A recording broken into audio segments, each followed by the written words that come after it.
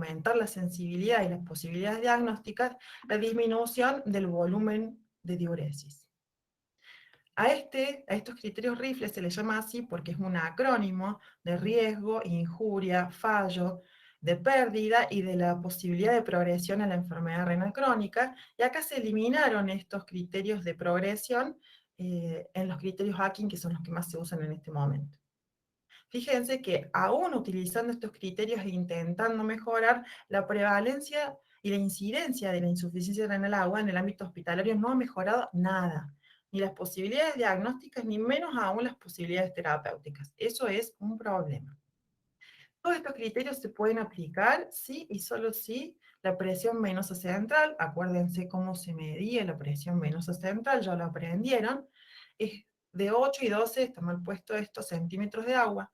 Si la tensión arterial media es de más de 65 milímetros de mercurio, si la saturación de oxígeno es de más del 70%, eso asegura que haya buena perfusión tisular. Si la presión intraabdominal es de menos de 12 y habiendo descartado obstrucción de la vía urinaria por una ecografía.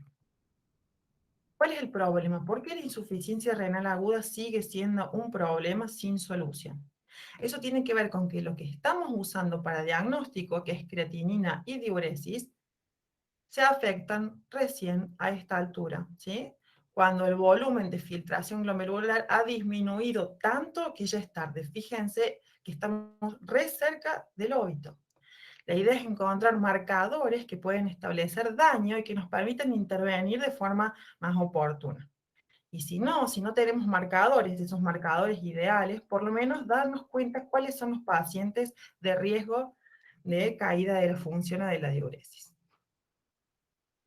Los factores predisponentes y por lo tanto la semiología, su importancia, tienen que ver con la presencia de proteinuria previa, personas que tengan mieloma, que tengan como antecedentes diabetes, que tengan insuficiencia cardíaca o enfermedad renal crónica de antes, que utilicen diuréticos, que estén deshidratados y la edad avanzada. Sobre esas condiciones, si se agrega un factor de agresión, aumenta las probabilidades de insuficiencia renal aguda. Las causas de insuficiencia renal agudas pueden ser prerrenales, propias del riñón y por eso se llaman intrínsecas, o posrenales. Entre las causas prerrenales, cualquier situación que disminuya la volemia efectiva y por lo tanto el flujo sanguíneo renal genera insuficiencia renal aguda prerrenal, cuando se pierde la posibilidad de la regulación del flujo sanguíneo renal, de la autorregulación del flujo sanguíneo renal. Y eso puede ser por una depresión del volumen intravascular, por hemorragias, por pérdidas, porque haya una disminución del gasto cardíaco y se pierda, por lo tanto, volemia efectiva, que haya vasoconstricción renal, pensemos en drogas o en la rhabdomiólisis, por ejemplo, o fármacos que busquen disminuir el filtrado y que en algunas situaciones generen insuficiencia renal, como por ejemplo los IECA, el enalapril. Como causas posrenales, o sea, cuando ya se formó la orina, como causas posrenales, tenemos cualquier obstrucción al flujo de la orina. Por ejemplo, causas traumáticas, tumorales, inflamatorias, litiasis. Y finalmente, y lo digo en ese orden, porque en ese orden debe ser abordada la insuficiencia renal aguda. Primero pienso en lo prerrenal y trato de resolverlo, después en lo posrenal y trato de resolverlo, y recién ahí empiezo a pensar si se trata de algo propio del riñón, a eso se lo llama intrínseco. Cualquier estructura del riñón puede generar insuficiencia. Puede ser que se afecten los vasos renales, que se afecten las arteriolas, que se afecte la propia membrana de filtración, que haya lesión tubular, por ejemplo, o que se afecte el intersticio. El algoritmo para abordar un paciente que tiene insuficiencia renal aguda sería primero pensar si se trata realmente de un agudo o es alguien que tenía enfermedad renal crónica de antes. Si hay uropatía obstructiva, y ahí la semiología tiene muchísimo interés en descartar, por ejemplo, un globo vesical o que haya alguna obstrucción en el flujo de salida de la orina. Que haya factores prerrenales, ahí también la semiología tiene un papel importante en la detección de un paciente hipovolémico. Si hay datos de enfermedad glomerular, que es lo que vamos a ver en el tema que sigue, enfermedades vasculares renales o enfermedades propias del intersticio, y recién ahí, cuando descartamos todo eso, pensar en una de las más probables, que es la necrosis tubular aguda.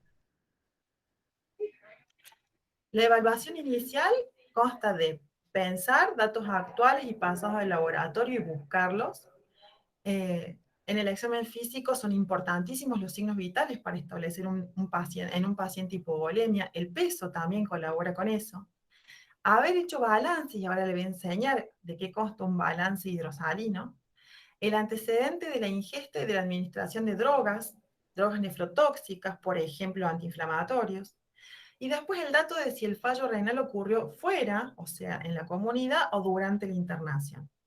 Los antecedentes patológicos, quirúrgicos, tóxicos son importantísimos para el abordaje de un paciente que hace insuficiencia renal aguda. Los métodos complementarios en nefrología son importantísimos. El análisis de orina para ver si hay daño glomerular, que ya lo aprendimos en la clase pasada, ver la relación proteína-creatinina para ver si hay proteinuria. Ver los que llamamos los índices urinarios para ver la función tubular, que es la densidad, el sodio urinario, la fracción excretada del sodio. Análisis de sangre para ver creatinina, pero para ver también cómo se encuentra el estado ácido-base, los electrolitos, todo eso que dijimos que eran funciones del riñón controlar. Hacer una ecografía, la ecografía es el método diagnóstico complementario más importante que tiene la nefrología y el nefrointensivismo, y después considerar en algunos casos la biopsia renal. Estos son los índices urinarios, es establecer qué está haciendo los túbulos, qué están haciendo los túbulos con el ultrafiltrado. Básicamente lo que establecemos es un diagnóstico diferencial, más que entre prerrenal y renal, entre pretubular y tubular. Eso sería más preciso. A ver qué están haciendo los túbulos con el sodio, con la urea, con la osmolaridad, con la densidad. Dentro de esos índices, el más importante es la fracción excretada de sodio, es ver qué hace los túbulos con el sodio que se filtró, si es mayoritariamente reabsorbido, o sea que si está indemne el túbulo, en ese caso la fracción excretada de sodio es menos de 1, o si no lo puede reabsorber, porque hay daño tubular, y en ese caso es más del 1%.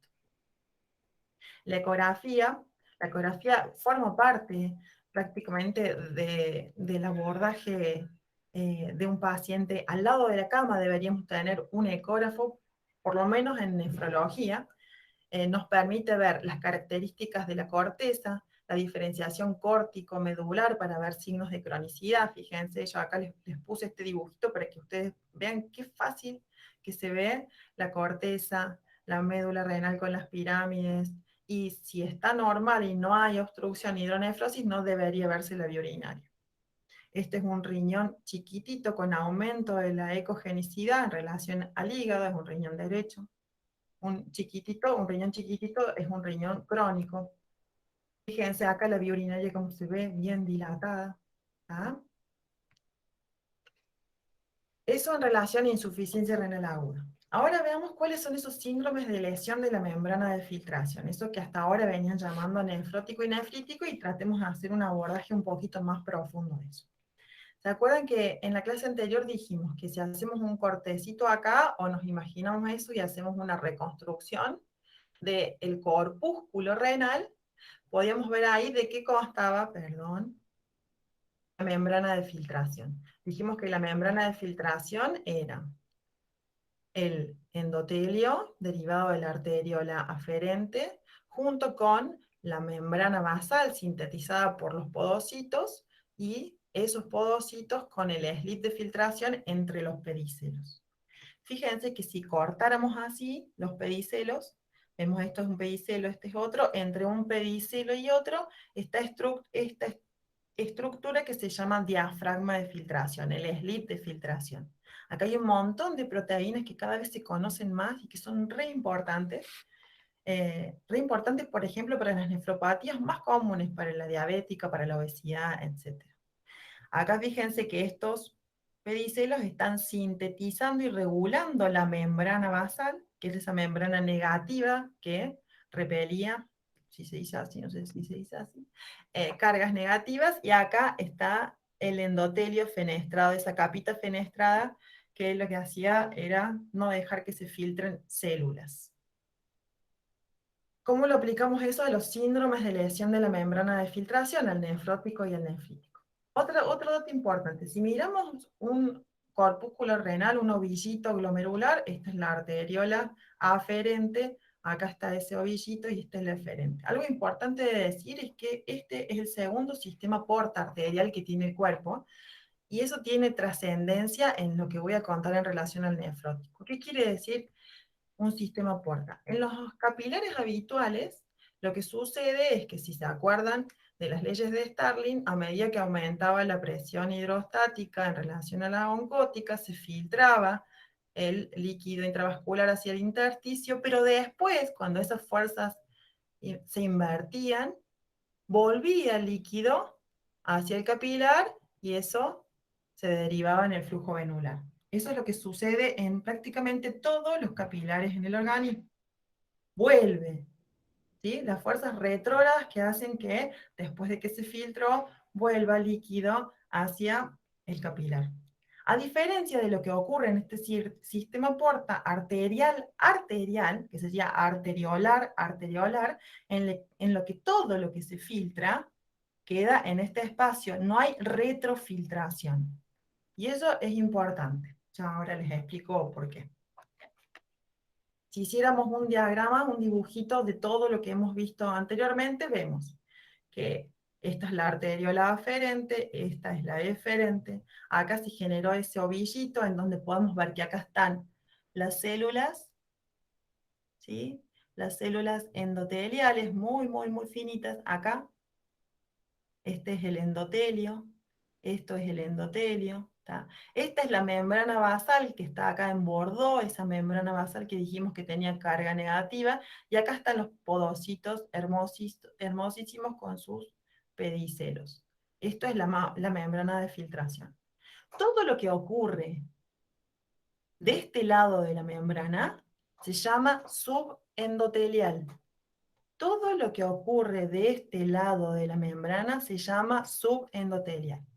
Todo lo que ocurre de este lado de la membrana, donde están los pedicelos, se llama subepitelial. Recuerden eso, porque ahora vamos a explicar que de un lado o de otro lado se generan los dos síndromes más importantes: el nefrítico de este lado, el nefrótico de este otro. ¿A qué se le llama o se le viene llamando síndrome nefrótico? Se llama síndrome nefrótico a la presencia de hipoalbuminemia, de dislipemia por un aumento en la generación hepática de lípidos, de la consiguiente lipiduria, y la presencia como signo de guión de proteinuria masiva, la proteinuria que genere edema, dicen algunas definiciones. Y eso suele ser una proteinuria mayor a 3,5 gramos por día, con edemas generalizados, lo que habla de una lesión difusa, sin posibilidad de que haya nefronas remanentes que se encarguen del líquido y del sodio. Y eso lo pensamos en la fisiopatogenia, se corresponde con la presencia de inmunocomplejos, ya sea porque se depositen o porque se generen anticuerpos contra antígenos que se encuentran del lado subepitelial de la membrana de filtración. Veamos, esto que está acá es el endotelio fenestrado, esto es el endotelio, esta es la membrana basal, y esto es el podocito. Cuando se depositan de este lado subepitelial, se rompen todas las posibilidades que teníamos de barrera de proteínas. ¿Se acuerdan que esa era la función del podocito y de la membrana? Dijimos que se encargaban de evitar que pasen las proteínas. ¿Cómo se depositan acá? La principal manifestación de este depósito es la presencia de proteinuria, por eso, porque el depósito es subepitelial. Entonces, si ustedes piensan de qué se trata el síndrome nefrótico, se trata de esto, del depósito subepitelial de inmunocomplejos que se generaron ahí, o de anticuerpos que venían viajando e impactaron ahí porque hay un antígeno parecido, lo que fuera. En cambio, el síndrome nefrítico es hipertensión, edemas con insuficiencia, o sea, acá hay caída del filtrado glomerular, hematuria, que puede ser cilindros eritrocitarios o hematíes dismórficos, y proteinuria en grados variables, pero casi siempre menor o alrededor de 1 gramo. ¿Por qué esto? ¿De qué se trata esto?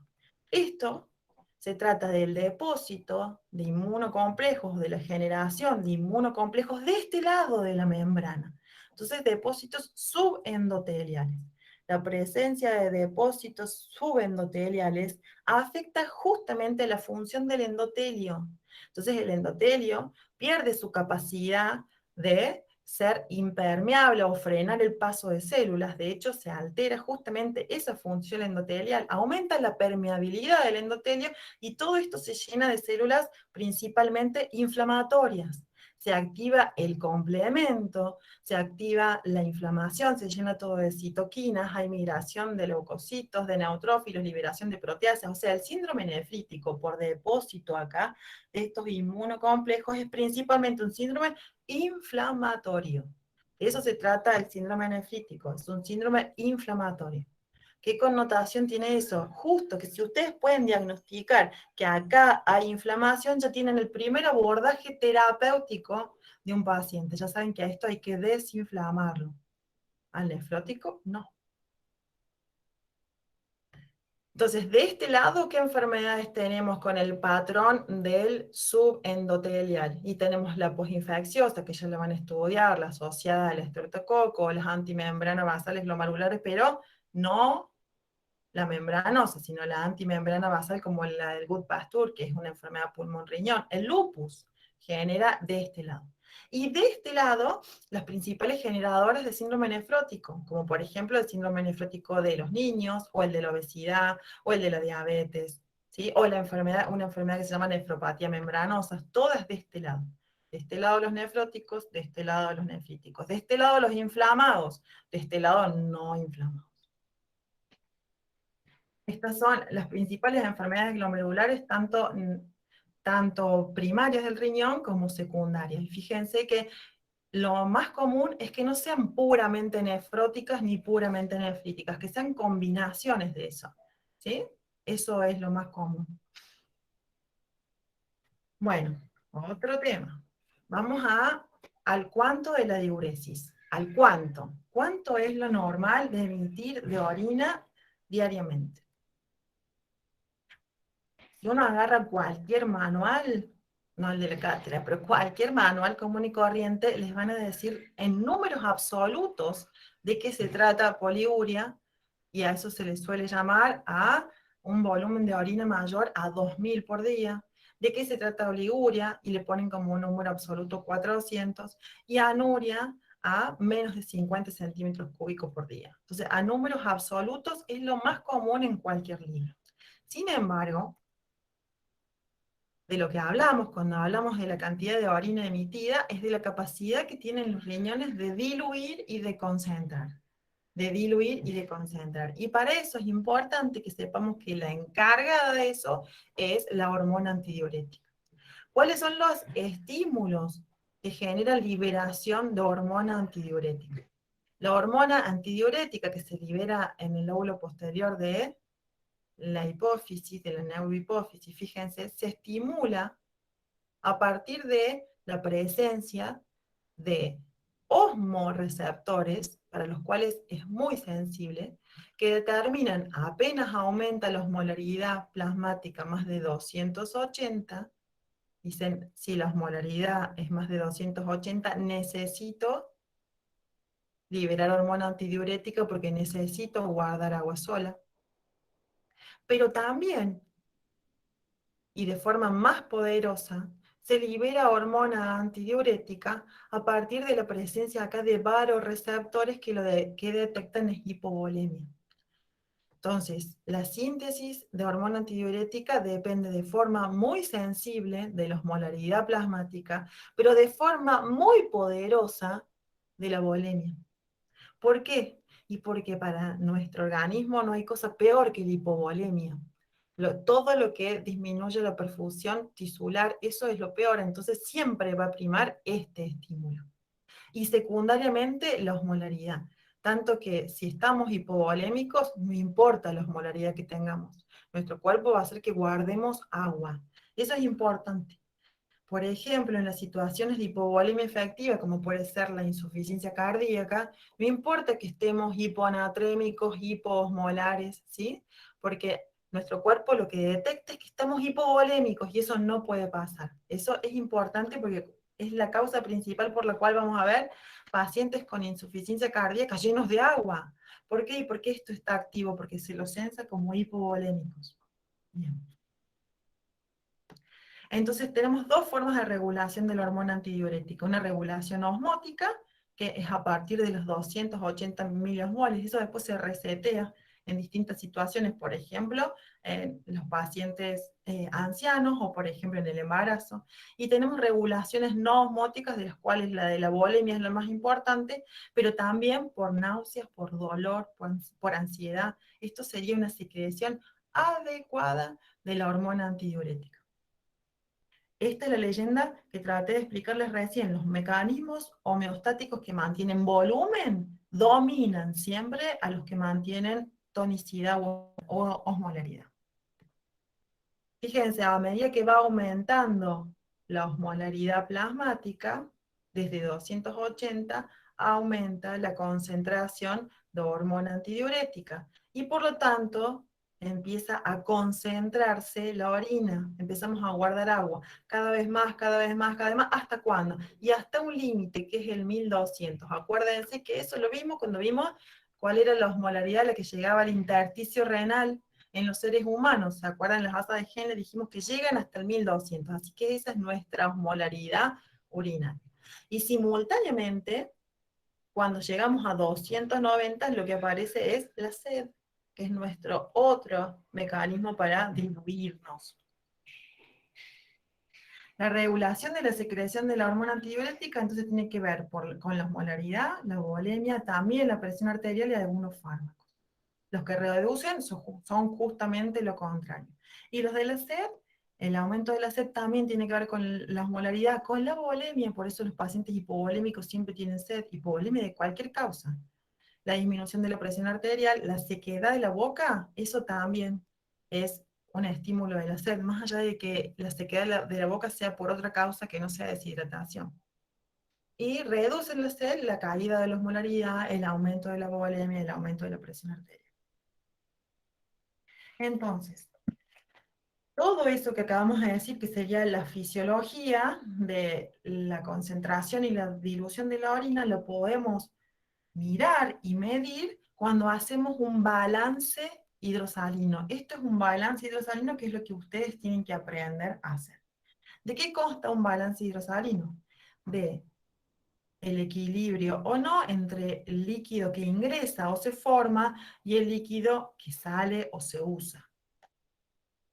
Entre lo obligatorio, o sea, lo que sí o sí consumimos, podemos tener bebidas o podemos tener lo que se llama agua preformada, que es el agua que forma parte de los alimentos. También existe generación de agua por el metabolismo celular y después existen todos los ingresos que podemos llamar facultativos. ¿Y a qué se refiere lo facultativo? A que nosotros no tomamos agua solamente porque el organismo lo necesita. Hay un consumo de líquidos que es cultural, que no tiene que ver, nos juntamos a tomar mate, nos juntamos a tomar una cerveza, ¿no? Y esto también se contabiliza como un ingreso. Dentro de lo que se pierde o se usa, tenemos lo que se llaman pérdidas insensibles, que es la pérdida de vapor a través de la piel, la transpiración, eso tiene que ver con la regulación de la temperatura, con lo que perdemos cada vez que respiramos, porque cuando respiramos, cuando ingresa el oxígeno y eliminamos el dióxido de carbono es en forma de vapor, y eso consume también agua, y lo que forma parte de las heces, que si las heces son formes, no es más de 150 centímetros cúbicos. Y después todo lo que no era obligatorio y era facultativo también debe ser eliminado por acá. ¿Cuánto entonces debemos orinar para que los balances sean neutros? En este caso, 700. Ustedes me van a decir, uy, ¿de dónde sacaron esos números? Son todos números aproximados. Es como si fuera una receta de cocina. La idea es que ustedes no pierdan de vista algunas situaciones que significan mayor consumo de agua que en general pasan desapercibidas, como por ejemplo el agua de la piel, el agua de los pulmones, y por eso se les llama insensibles. Esto, la cantidad que orinamos, si ustedes tienen que decir cuál es la diuresis adecuada es la que me permite neutralizar el balance hidrosalino. De todos estos ítems, el único que se puede regular es este, el de la orina, y es el riñón el encargado de neutralizar los balances. Dentro de las pérdidas insensibles, que dijimos que eran las pérdidas por el sudor y las pérdidas por la respiración, esas pérdidas pueden hacerse extraordinarias y sensibles, por lo tanto, en el caso de la fiebre, esto no se lo tienen que saber de memoria, pero sí tomarlo en cuenta para calcular los balances, que significa tanta pérdida por hora, la sudoración si es leve, moderada o profusa, y la respiración si la frecuencia respiratoria aumenta, si hay taquipnea o un paciente que esté en asistencia respiratoria mecánica. Ahora vamos al cómo. ¿Qué es la micción normal? La fisiología de la micción, uy, acá me falta una I. La fisiología de la micción, ¿de qué consta? ¿Qué es el reflejo miccional? Como todo reflejo, en este caso lo que ocurre es un estímulo sensitivo al que se le da una respuesta motora. En este caso, ¿cuál es el estímulo sensitivo? La vejiga comienza a llenarse de orina. Eso genera estiramiento del músculo detrusor y eso activa receptores que se encuentran principalmente en el trígono, receptores que perciben ese estímulo del estiramiento y que envían a centros medulares, S2, S3, esa señal. Y eso vuelve como una respuesta motora que es la activación y la contracción del músculo detrusor junto con la relajación necesaria de los esfínteres. Entonces, de eso se trata el reflejo miccional. Entonces, se llena la vejiga, se estira el detrusor.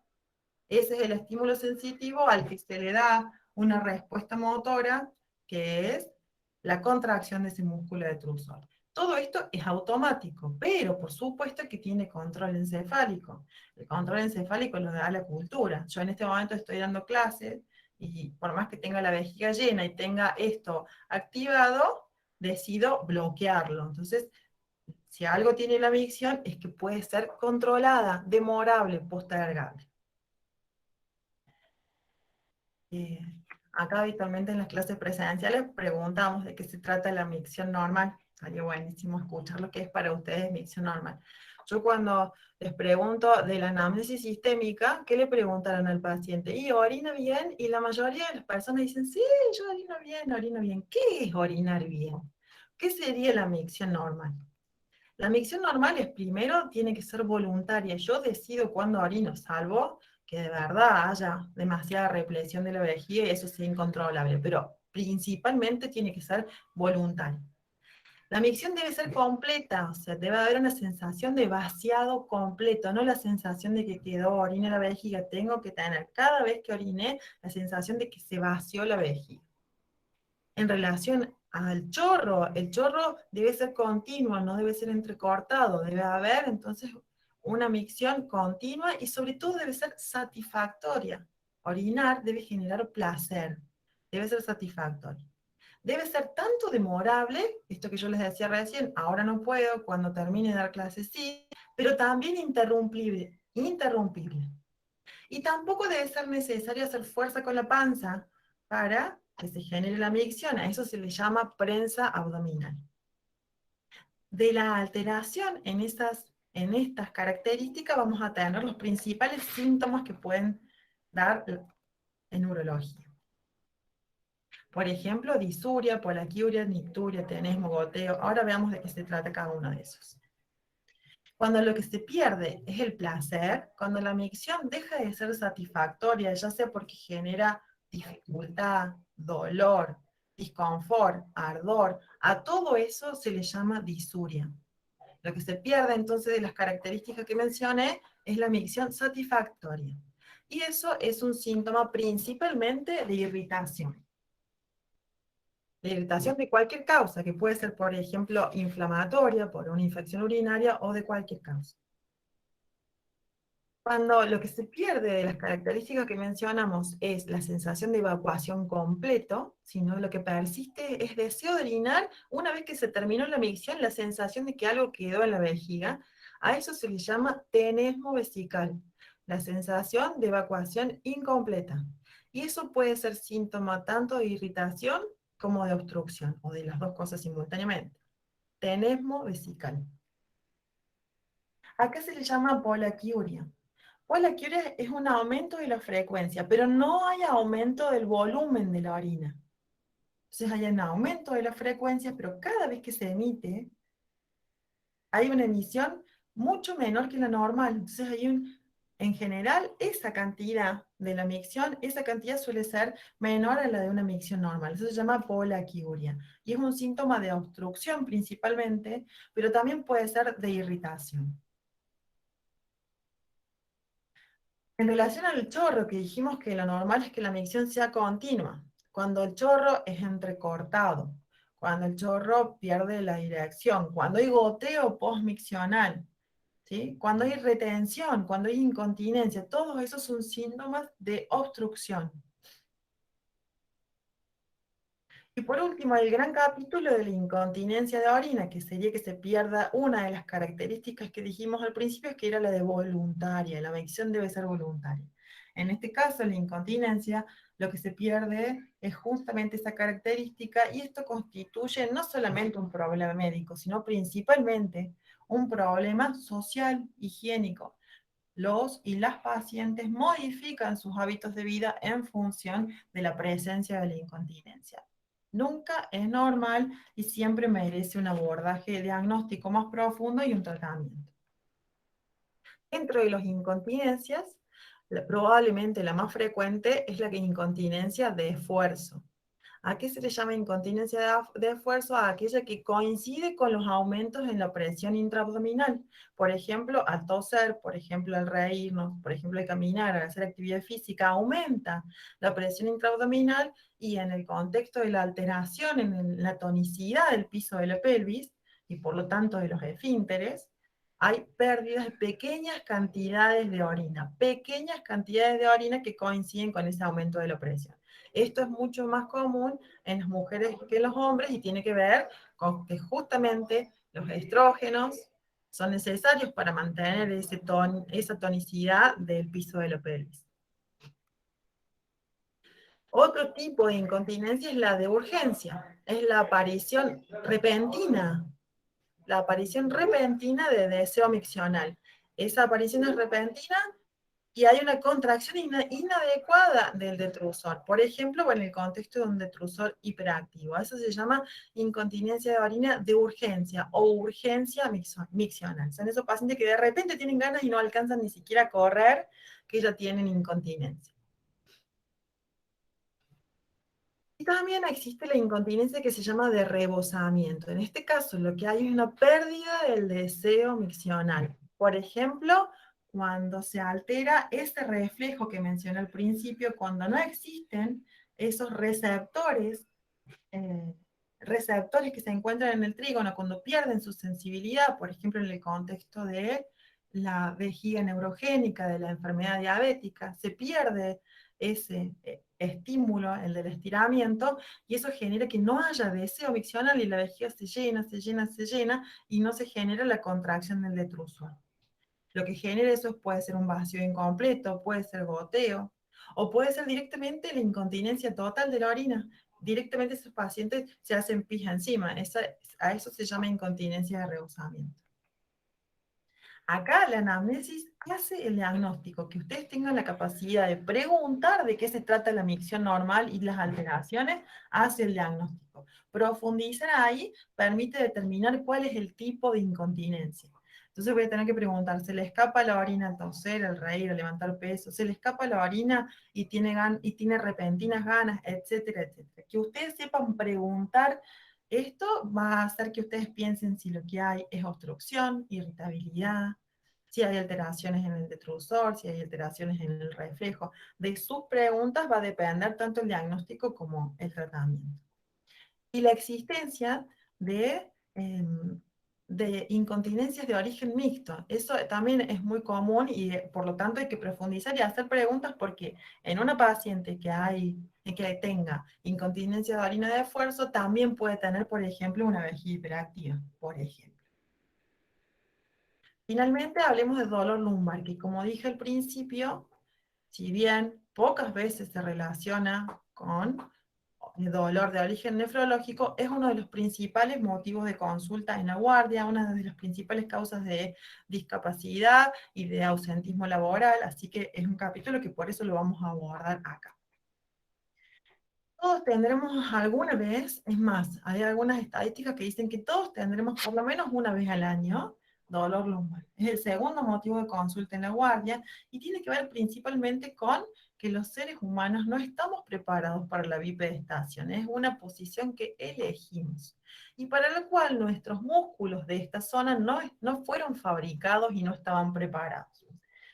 eh, a eso, a la sobrecarga que significa la bipedestación, le podemos agregar, por ejemplo, otras causas de sobrecarga.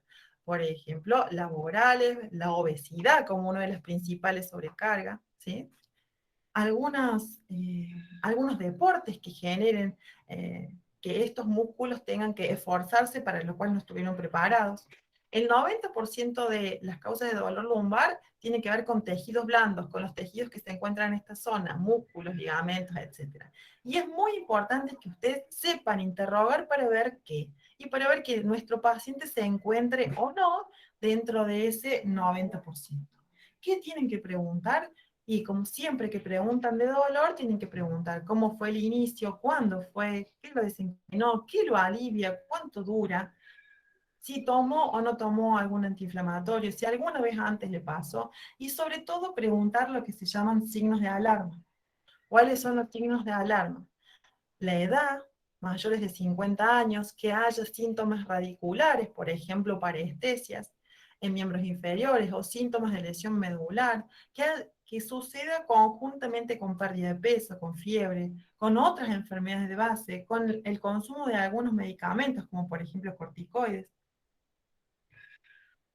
El 90% corresponde a eso que dije al principio, que se llama lumbalgia mecánica. Solo el 10% se acompañan de síndromes radiculares o pueden ser por hernias de disco o una estenosis del canal lumbar.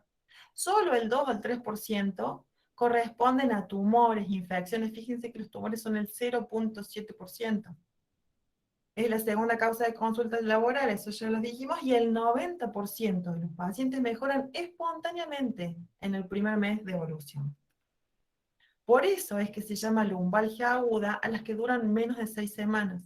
Fíjense todo lo que puede durar y demorarse en resolver un dolor de origen mecánico. Hasta 6 semanas, digo, porque la mayoría de las personas vienen y dicen, pero hace más de 2 semanas que estoy así. Y sí, las lumbalgias se consideran agudas hasta las 6 semanas. Subaguda, que sería como un gris entre las 6 y las 12, y recién voy a considerar que es crónica cuando transcurrieron más de 12 semanas. Los signos de alarma que dijimos al principio, la edad más de 50, el antecedente de una neoplasia, que haya pérdida de peso, que forme parte de un síndrome consuntivo, fiebre, que haya el antecedente de un traumatismo grave previo, que el dolor se acompañe de síndromes radiculares o de síndromes de lesión medular. Todo esto sería alarma. Si no existe nada de esto, lo más probable es que estemos dentro del 90% más frecuente. Acá, en este contexto, cuando estamos dentro del 90%, los métodos de imagen aportan o confunden, esclarecen o condenan. Y si estamos dentro del 90%, si la anamnesis y el examen físico, la anamnesis y el examen físico indican que estamos dentro del 90%, los métodos de imagen confunden. No solo confunden, sino que pueden generar daño inclusive, que es lo más común de encontrar cuando pedimos una resonancia y un montón de cosas que no tienen nada que ver con el origen del dolor. Por ejemplo, hernias de disco, eso es lo más común. Y atribuirle a esa hernia de disco todo lo que está sucediendo y que no sea realmente la causa. Cuando hacemos puño percusión renal, que es una de las maniobras que aprendemos en semiología para el abordaje de lo nefrológico, tenemos que saber algunos inconvenientes de la técnica. ¿Cómo se realiza? Lo hacemos con el borde cubital de la mano, se golpea suavemente desde la zona dorsal hasta el ángulo costovertebral, toda esta zona suavemente, debe ser un golpe seco, y consideramos que la puniopercusión renal es positiva cuando el paciente le genera un sobresalto que es inadecuado en relación al golpe que estamos realizando. Ese sobresalto, sin que le preguntemos, le duele, no hay que preguntar, le duele, sino que vamos golpeando y el paciente se sobresalta. Esto puede ser de origen renal en el caso de que la lesión renal afecte la cápsula. ¿Se acuerdan que dijimos que la única vía por la cual lo renal genera dolor es cuando distiende la cápsula, porque la cápsula es la que está inervada? La mayoría de las enfermedades renales no afectan la cápsula. Y esto puede ser la causa de que la puniopercusión renal sea positiva. Pero es muchísimo más común que esto sea positiva porque ustedes golpean sobre las masas musculares lumbares, que dijimos que eran las principales causas del dolor lumbar mecánico. O sea, esta es una maniobra útil, pero tiene muy poca especificidad, sobre todo muy poca especificidad. Y para terminar, sobre el dolor cólico renal, el dolor cólico renal es un dolor característico, intenso. La mayoría de las personas que lo tienen dicen que es el peor dolor que vivieron, que se origina en la zona lumbar, pero también se puede percibir al principio en el epigastrio y generar náuseas y vómitos, y desde la zona lumbar irradiarse hacia los flancos y a la zona genital. Las náuseas y los vómitos los generan por reacción vagal. ¿Y se debe a qué? Se debe a la presencia de una obstrucción que debe ser aguda, y porque es aguda genera peristaltismo y dilatación. ¿Por qué digo esto? Y porque cuando la obstrucción dura más de 2 días, la vía urinaria se dilata y ya desaparece el peristaltismo y el dolor. Esa es la razón por la cual hay veces que hacemos ecografía y nos encontramos con grandes riñones hidronefróticos y decimos, ¿cómo puede ser esto que no duela? Y no duele más. Si ya no duele más, después de 48 horas, y ese es un mecanismo de protección del parénquima renal, desaparece esa presión que genera el peristaltismo y desaparece también el dolor. Dentro de las causas más probables, la litiasis es la causa más probable, y dentro de las causas de litiasis, la de oxalato de calcio, por mucho, es lo más común. Pero fíjense que solamente el 2% de la población tiene un dolor como un cólico renal. En cambio, dijimos que la mayoría vamos a tener un dolor lumbar que no tenga nada que ver con los riñones. Bueno, como conclusiones de todo lo que vimos hoy, las manifestaciones del daño renal pueden ser caída del filtrado, y eso significa enfermedad renal crónica o insuficiencia renal aguda, como vimos hoy. Los síndromes glomerulares, que dijimos que pueden ser el nefrítico, que es el inflamatorio por lesión subendotelial, o el nefrótico, que dijimos que no es inflamatorio por lesión subepitelial. Las lesiones tubulares. Las alteraciones en la cantidad de la orina emitida nos hacen pensar en el concepto de diuresis inadecuada o adecuada, y a eso lo determinan los balances hidrosalinos que tienen que aprender a realizar.